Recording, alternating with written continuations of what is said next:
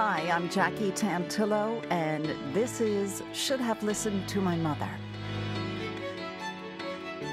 A few words that are closely associated with my guest are coincidences, adrenaline rush, preparedness, situational awareness, earthquakes, hurricanes, tsunamis, Army Ranger, black belts, singer-songwriter, the list goes on and on. He's also an author. He's written a book, After Disaster, Insider's Perspective from the Heart of Chaos.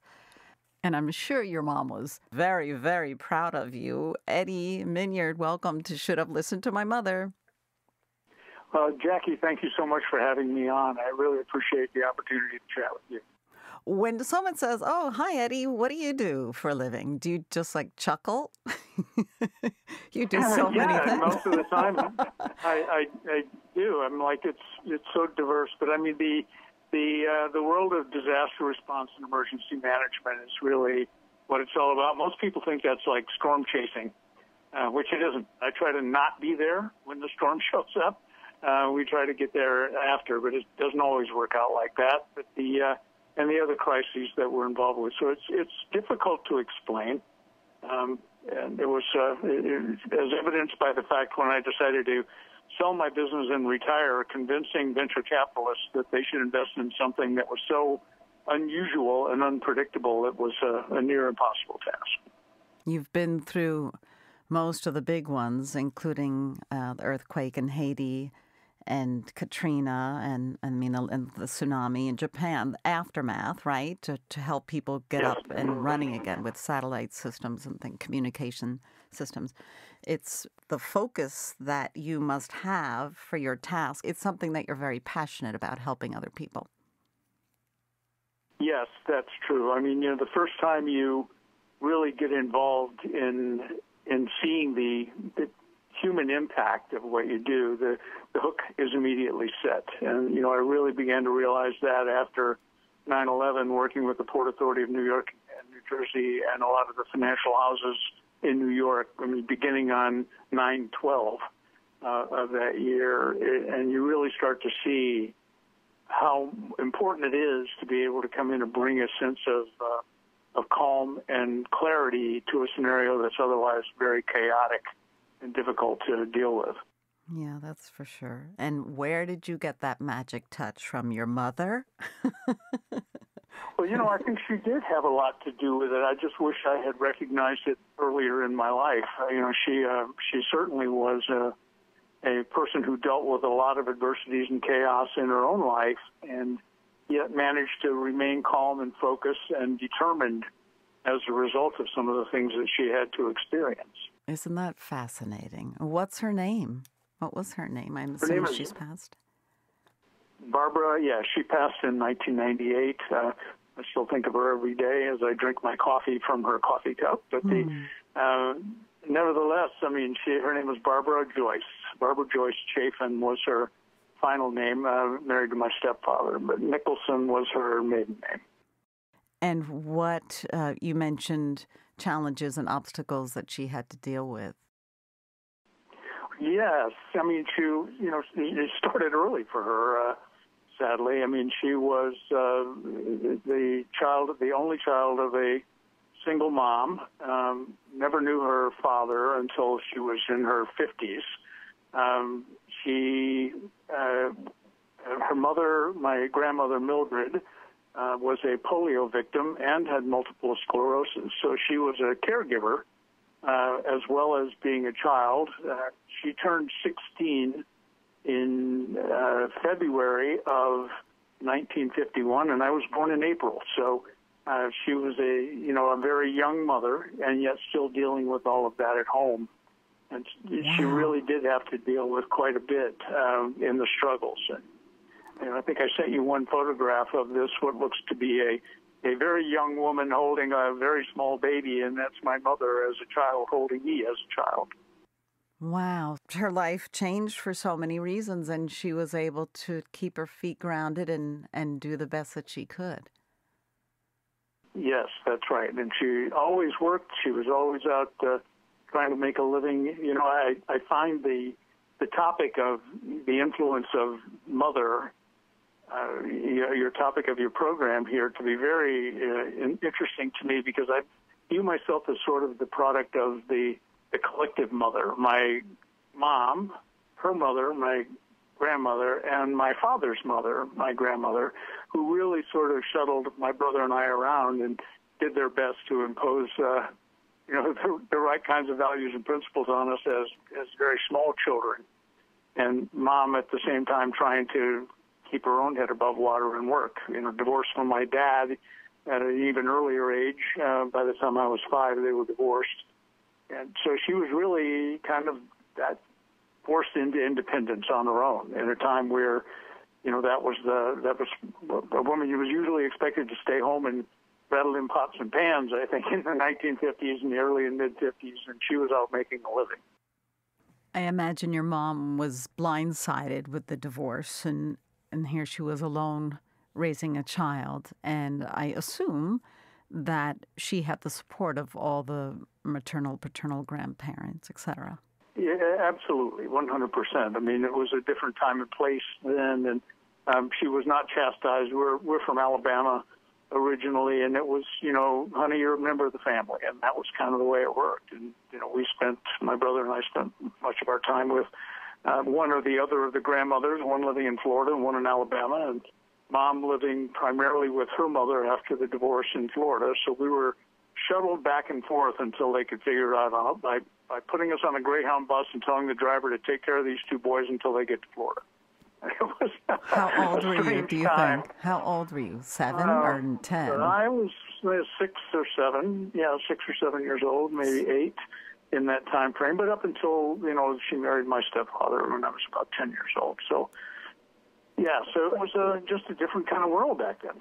So you kind of had to grow up quickly too, right, with that kind of stuff of being shuttled around or put on a bus with your brother? Yeah, it was kind of like that. You're sort of forced into... nobody really thought about it as such, Jackie. At that time, it was just, this is the way it is. But you do gain some degree of independence and probably a bit of obstinance along the way, and understand your limitations. So there were rules, and you paid attention to adults, quote unquote, and it didn't matter which adults. If they were designated as your caregiver of the day, that's who you paid attention to. But you do learn from that. You do learn that you need to be independent and on your own and figure some things out for yourself. Yeah, I don't think the younger generations have that same capacity. Meaning, I don't think there's the respect for the adult, or I don't know. It's definitely different now than it was back then. You definitely listen to adults.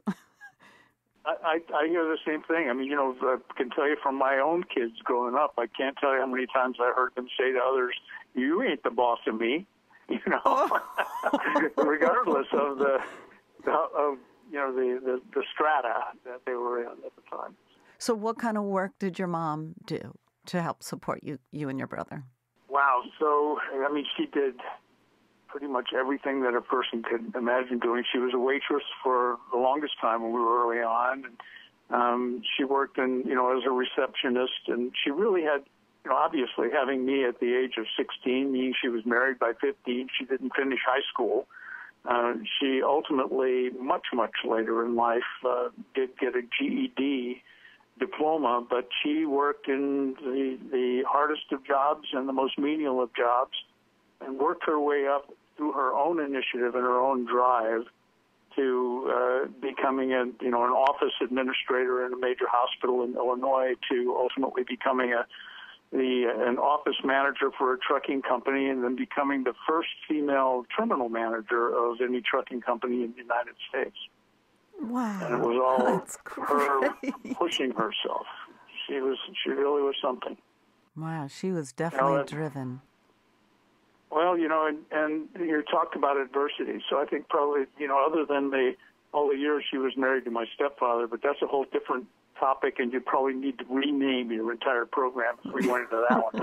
But nevertheless, I mean, other than dealing with some of the day-to-day that she had to deal with through that relationship, in 1971, she was assaulted in her home, sexually assaulted in her home by a burglar that she surprised. She came home for lunch, and She was assaulted and tortured for hours and left tied to the bed with stockings for my stepfather to find her when he came home.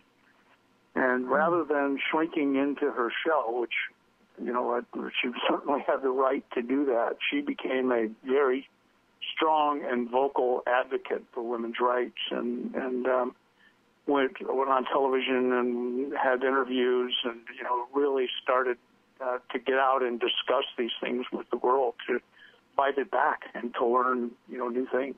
So really, that's when I really began to see and understand, I think, the true strength of my mother. How old were you when this happened, do you think? I was 20 years old, 21 years old. I just returned from the service myself. So. Oh, that must have been so tragic for all of you. It was, yeah. But how she was remarkable. Drove how we dealt with it. Yeah, that's pretty incredible. Where does she get that strength from?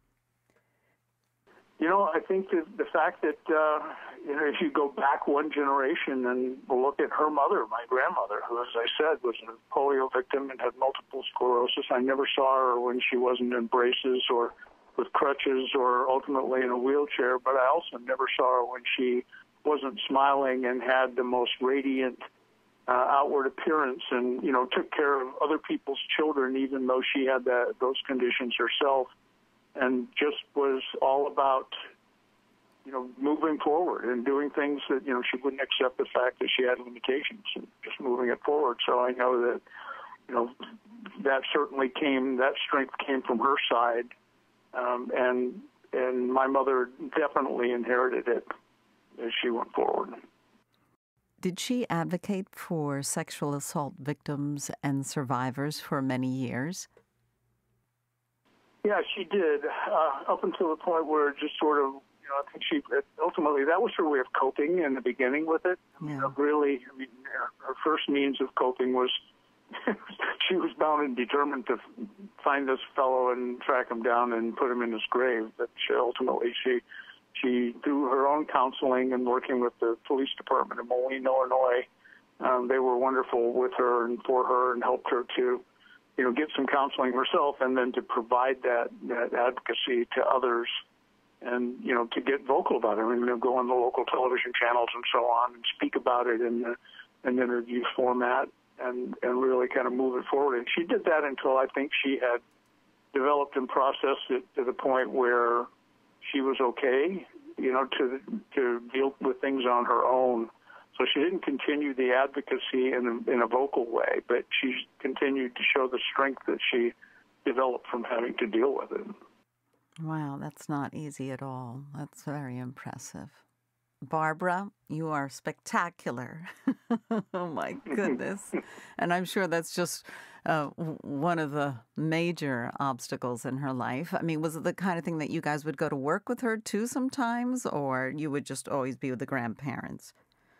Well, occasionally. When she was working as a waitress, and it's not unusual for my brother and I to be having hamburgers, french fries, and chocolate malts at her restaurant.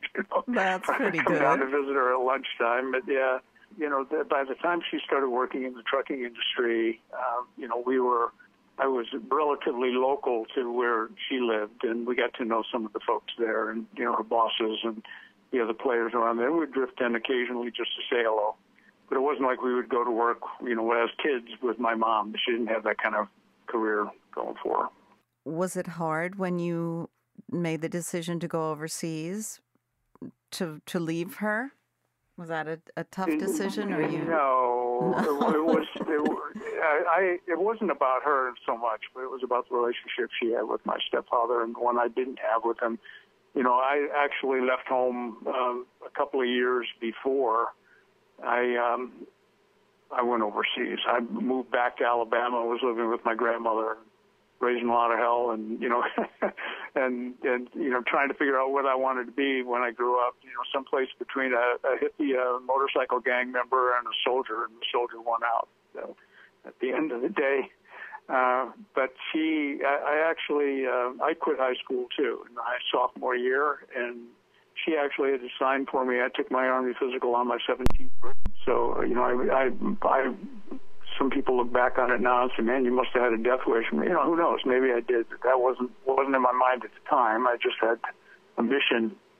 And, you know, so it wasn't really a big thing. It was not, we had a relationship that if it was 1 year, if it was 5 minutes, if it was, 4 years, we picked right up where we left off. There was never any lack of love from her to me, and I knew it, and vice versa.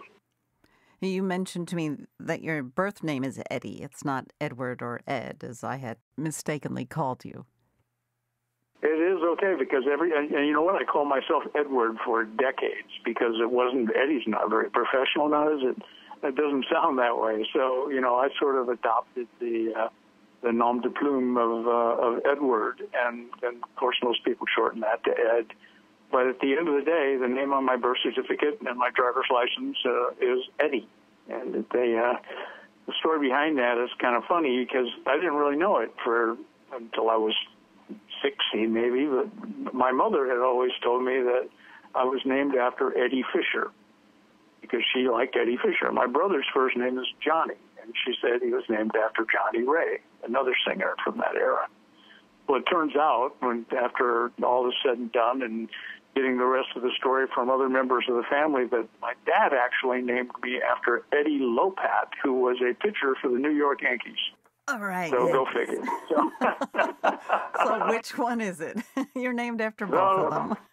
It depends on how you want to look at it. But, I do have an autographed picture of Eddie Lopat hanging in my office. So I kind of thought, well, a southern boy from Alabama who's hung up so much on the Yankees that he named his son after the picture. I mean, that's kind of a funny story. Did your mom have a good sense of humor?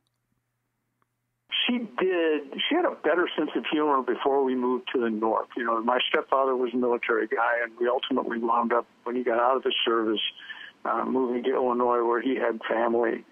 And her entire persona really kind of shifted from this more like happy-go-lucky, fun-loving girl to, much more serious. I don't think she was ever really happy in that game. But you know what? You'd get her out with a cane fishing pole and sitting by the riverside, and she was a hoot. And as she came into herself and got, started to, mature and become comfortable in her own skin, everybody you would ever talk to about my mom would use that term. She was a hoot. She was a piece of work, because she had no filter at all. And would just as soon bust on you as not, but she would also be your biggest fan in your corner. Did she had people supporting her, right? You said she got married at a young age and the family was there. Did people think that, she had made some bad decisions in her life, or she was pretty confident? If she was a hoot, she must have had some confidence. Yeah, she did have a lot of confidence, and how much of it was false bravado and how much of it was true confidence is hard to tell. There's a line. I mean, I never saw her shaken about challenges that were put upon her. She just kind of knuckled down and get to it. And, as a result of that, she pushed a lot of confidence-building things towards my brother and I, too. I mean, we always had chores to do. We always had things that we were expected to do around the house and deliver on. And in return, we'd leave in the morning in the summertime, and I'd come home all day until the streetlights came on. And that was cool, too, because she instilled that level of independence and confidence on us as well. Yeah, I think that's a wonderful attribute to teach your children. Obviously, they have to learn that there are some sort of boundaries, but I think that's a wonderful attribute. Did she ever feel sorry for herself? Was she ever to the point of breaking that she's just like, why do I have to work so hard? Why do I have to? Never saw her get like that. I mean, I just saw her aiming for the bigger goal, and ultimately at the end, she did very well. She worked in the trucking business, as I said, and she independently started a company doing medical billing for, certainly not a lot of computers involved in that time, a lot of forums involved, but doing billing for dental offices and medical offices, and she she did okay financially, and then immediately went and gambled it all away on riverboats, that was her thrill. She got to the point where she was able to drive her big Cadillac cars and go to the casino, and every bit of it was through blood, sweat, and tears. So no, she never felt sorry for herself, never laid down, just basically determined, I have no limitations and no boundaries. This is just where I am right now, kind of thing. Wow, wonderful. And I think I inherited a lot of that from her, and frankly. That's been my attitude and my own mantras is, let's just get on with it. Did she do well at the casinos? Well, I mean, when she did, she was very, very vocal about it. I think I sent you a picture of her, cashing in a $10,000 win on the slot machine. Yeah. But like everything else, though, I believe that if he tallied, they don't build those casinos because people win all the time, right? The house always wins. Celebrate the big wins and forget about the losses. Oh, that is so much fun. Good for her. And when it came to thinking that you needed a little guidance or advice for the career, I know you went off to the Army and all that. Was that her place, or she let you do what you felt you needed to do? She was always interested in what I was doing, but really never gave me guidance in what I should be doing. She never really pointed to a direction. I can't say that from that perspective that, inspiring me to be this or to be that was all a part of it. It always inspiring me to be confident in what I was doing. If you get slapped in the face by it, then do something else, figure it all out. That was more the kind of level of support that she gave. I mean, obviously, if things were bad, she was the one that would slide me the $20 bill every now and again, right? When things were tough, when I first came home from the service or before I went to the service, don't tell your stepdad kind of thing. Oh, it's the best. But, yeah, right, and it was good. And she went on providing that kind of leadership example, that independent, carve your own path, break the ice, and move forward. I mean, even right up to her death. I mean, she developed something that was called CREST syndrome. Each of the letters stands for something, and none of it's good, but there's no cure for it. My brother and I had her to Mayo Clinic and a number of other places. And at Mayo, they basically said, look, Barbara, you got 3 years maybe left, and we can put you on these experimental drugs. It'll mess up your quality of life, but you may be able to help other people as a result of doing that. And her response was, screw those other people. I'm going to get on with my life and enjoy what I've got left. So she suffered through, the challenges of that, even to the point of having to be on oxygen all the time, and never lost her positive mental attitude about the whole thing. Really was only hospitalized once, and I was away and called her, and when I found out she'd been hospitalized, and said, look, I'm coming there to see you.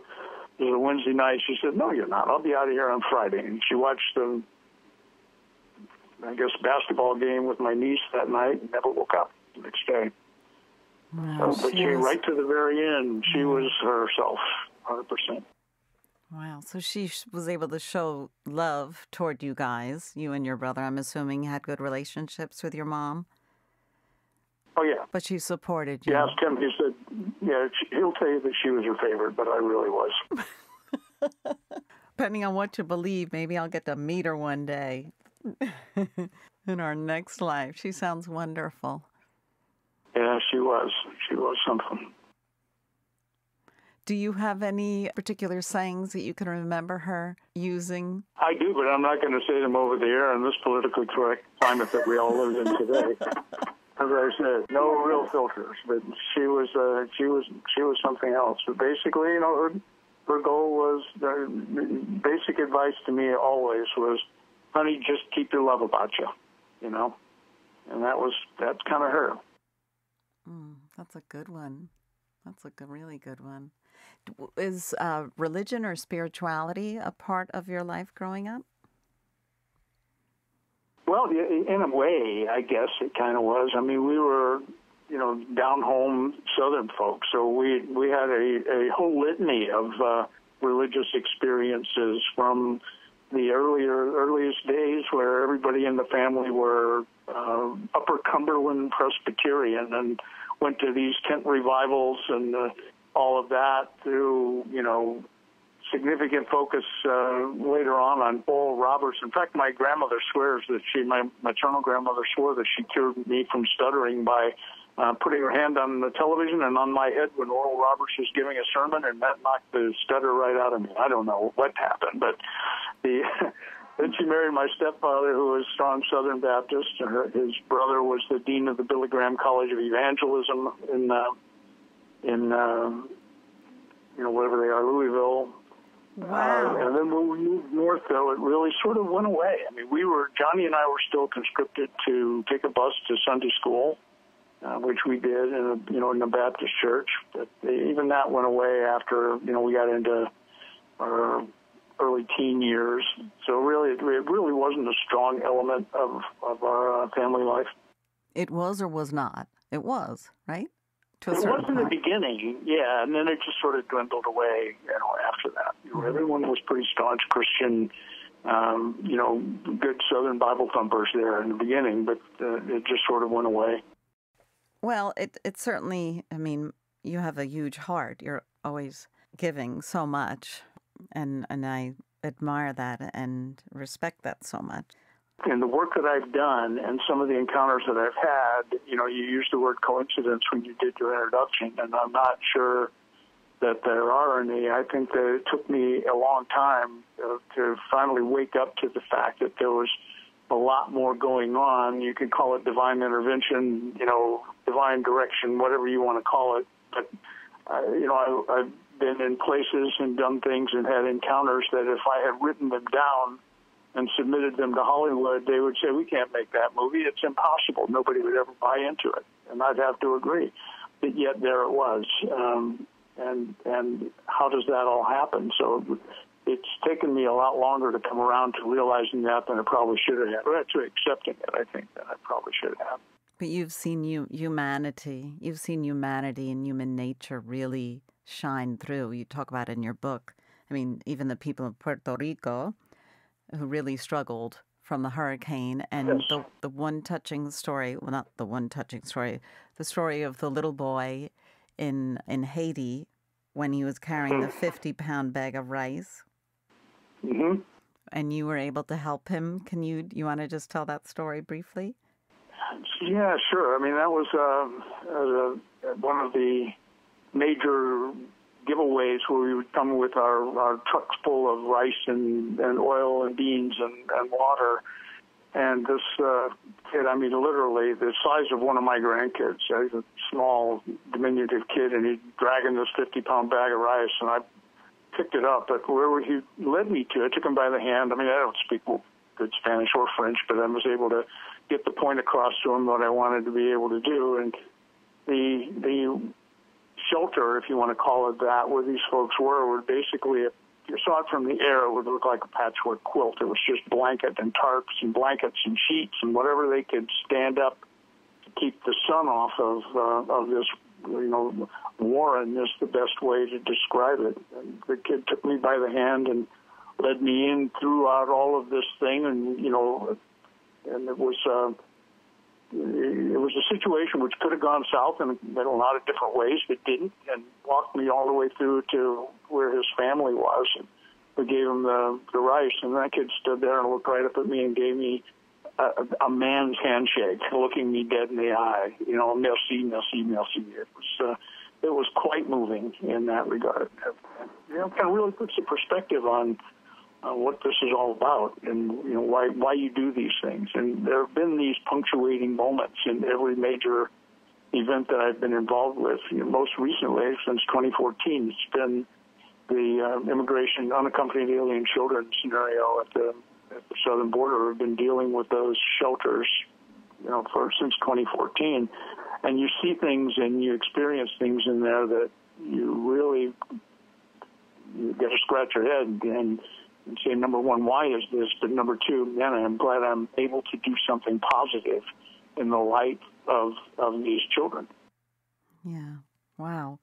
I think Barbara Joyce did a really great job and you should be really proud, because I think you carry a lot of your mom in you. Well, I wish I had recognized it a lot sooner than I did. That's the best way I can put it with my mom, and just how great and influential she was on me. I would have been much more appreciative for a lot longer time, maybe while she was actually alive. But she knew. There was no question about what she knew about how I felt about her. Eddie Minyard, his book, After Disaster, Insider's Perspective from the Heart of Chaos. Thank you for being a part of my podcast, Eddie. Jackie, it's an absolute pleasure, and thank you so much for giving me an opportunity to talk a bit about my mom and reflect on some of the things that you don't always reflect on a daily basis. So thank you.